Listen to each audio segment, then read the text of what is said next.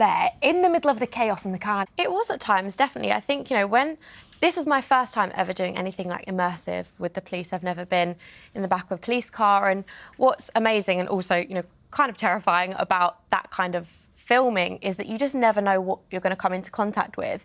And I think seeing the watch theft there and then so close up and seeing kind of the aftermath of it was definitely really terrifying, because you're on this strip in Ibiza and you never know, there could be criminals watching you at any time. Yeah, and it wasn't... Absolutely, and I think that is such an amazing part of this documentary, is that we have such amazing access across the whole spectrum. So talking to this criminal defence lawyer, he represents some of the more extreme over here, so they kind of want to try and stay in Ibiza in Spain as much as they can. It's incredible that he was talking to you, though. Do you feel like... Yeah, absolutely. I mean, it is his job. He's not really doing anything wrong. He's just representing his client. So it was really good to have that access and get that insight. Now, the cost of partying in Ibiza is so popular. I mean, it has, absolutely. Like, wealth is just increasing on the island. Celebrity culture is becoming more and more and more popular. You know, some of here, even more, just to be able to go and party for a few days in Ibiza. But we also did get some incredible access to some of the best clubs in Ibiza as well. You know, O Beach, a really iconic venue destination that, you know, a lot of people love and have gone to for many years. But it kind of go a bit extreme in there because they're building... Yeah, I could see that. But, you know, things have changed, haven't they? Things have changed, because previously it could be... That's certainly not the case now, not with social media, the way it is. Yeah, we kind of looked at the island in this kind of party landscape. And look, this isn't just kind of isolated to Ibiza. This is across lots of different party destinations. But nowadays you have social media and the ability to just pull out your camera and record.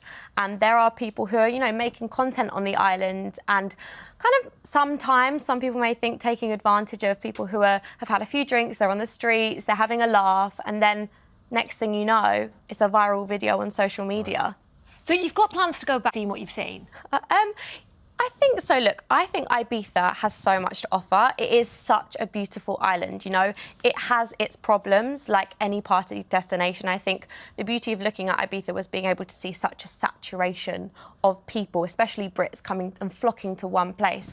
But I love the kind of more relaxed, boho, chilled side of Ibiza that is very much there and very much accessible. So yeah, me and my boyfriend Sam have actually just booked to go back this summer just for like a very chilled few days. I love the island myself, and I do think that I will definitely think about things a bit more, though. I mean, I'll definitely be looking over my shoulder a bit more after the things that I've seen on the streets, especially late at night. Imagine. It's far to make moral... Absolutely. But, you know, it was one of the most eye-opening experiences making this documentary, because we really got to see the light and the shade. And I think the series is so balanced in terms of, like, we look at the fun, we look at the parties, we look at the glamour and what wealth can get you, but we also look at the consequences of that.